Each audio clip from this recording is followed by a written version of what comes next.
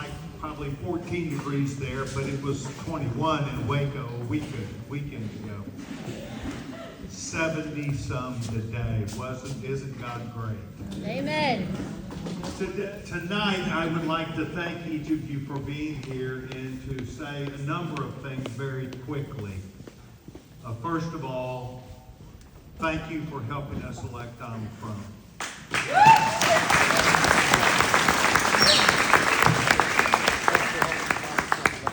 We've been busy last year, 25.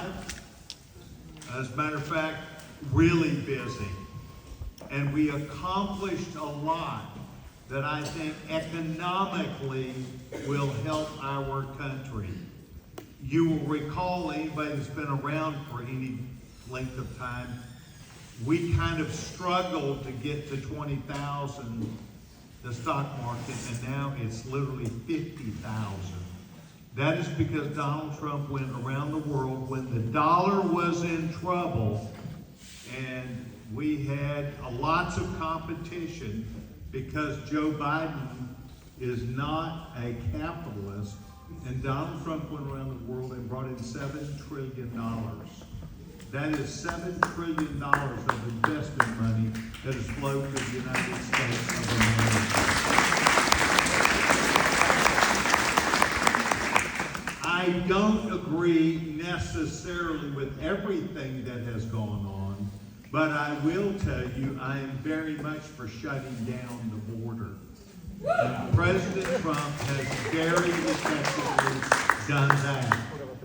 He has taken what I think is a campaign promise, but with resolve, and we're doing that, and we're sticking to it. There has been some things which are difficult to explain.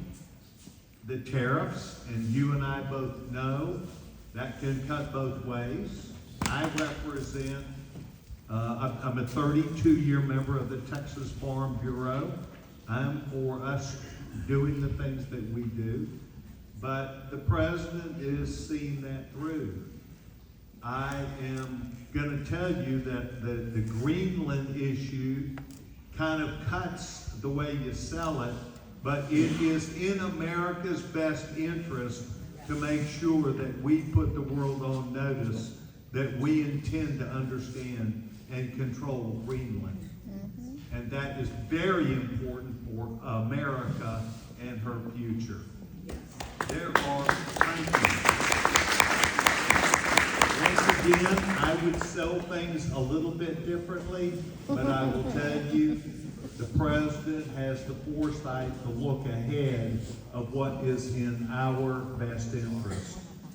I need you to know that we are down to about 1 or 2 votes is the difference between us keeping the majority and losing the majority. And that means that every single time we line up with anything on the floor, literally 100% of our members better be ready. Mm-hmm. And this is teamwork activity. And while I teach, preach, and go to what I consider to be teamwork, I'm telling you what Rebecca said tonight is also true in Texas. Last weekend, it was not an earthquake, but it was a friendly call to us that if we do not stick together as a party, and for us to understand we are big fans of Donald Trump, but when Mr. Trump is not on the ballot again, we still have to win, ladies and gentlemen. Yep. We have to understand we are Americans, and the other guys don't like America. Amen. We have to understand we are capitalists, and we believe in rule of law, and we believe in doing the right thing to grow our economy so that our cities can survive and our children have a job. And the other side, ladies and gentlemen, are committed socialists. Yes. Mm-hmm. And they are committed to that. And we have to understand that everybody in this room, Kate, you're from Limestone County, you're not exempt. You have to go vote in the Republican primary because much is being said about the resolve of our party. And I would say back to you, and I said it over here to a table, have you gotten tired of winning?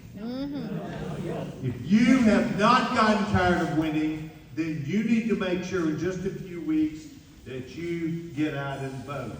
Ladies and gentlemen, I'm not going to tell you who to vote for.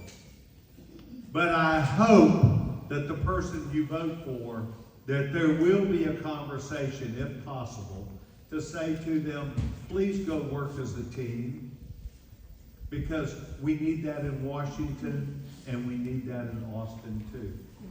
We are not down to the point where we're in trouble in Austin, but we are at the point in Washington where 35 of my Republican colleagues are not rerunning for election because it is hard. Our party does have different bites at each other. We have different factions within our party, and it is not as much fun as it used to be. And I'm not preaching down to you, I'm preaching to you. We need to go and vote. We need to stick together. We need to understand that our vision of the future, if we do not win, will greatly change. Nancy Pelosi was a moderate in their party. Believe it or not. That's terrifying. What lies ahead is far worse. And it is so hard for us to recover after they have been in charge. It is hard. So, please remember this. In 2010, 2009, we were 40 seats back in the House of Representatives. I ran after being in Congress for 10 years, 12 years. I ran for chairman of the National Congressional Republican Committee and told people we can win, and no one believed it. And I was challenged after our first huge dinner where I stood up in a crowd of 5,000 people and said, we will win back the majority and we're going to take it back and blah, blah, blah. And then I was met a week later by 40 members of my own party who said, we've got their first African-American president and first woman speaker. You can't run against them. And I said, I'll admit I made a huge mistake. I thought you wanted to win. And we ran against them because they were bad for our country. They talked about things that would take away a future, not just for me, but my children. They spoke about doing things that would make the world come to our doorstep and could bite our apple and take our jobs. They spoke about things in ways that I know and you know now took place under Joe Biden and Barack Obama. Ladies and gentlemen, I am a conservative Christian Republican who is an Eagle Scout. I believe our party is right on the principles. I believe our party is right on the economics. And I believe our party is right to stand up for the greatest nation in the world. I'm asking you to please understand that we now, as much as ever, need each of you to see that you have the authority and the responsibility to make sure at a time when it's going to be a little different, our Republican Party is the difference between this and socialism. And I encourage you to please know this, that you are the leaders of our future. I will end by saying this again, and that is that I grew up under a time where we went to the moon. I was 14 years old. We landed on the moon in 1969. We accepted the challenge, yes, that President Kennedy gave us. We went to the moon. President Kennedy made sure that became a driving national goal. I then understood when we saw William Shatner and Star Wars and what was out there. We are today on the cusp of being able to solve huge world problems, medicine, all sorts of things, and moving forward to the future. This is the country that great young American philosopher came from. His name is Buzz Lightyear. From here to infinity and beyond. I fail to yield to someone that says we can't be great again tomorrow and 50 years from now. God bless y'all.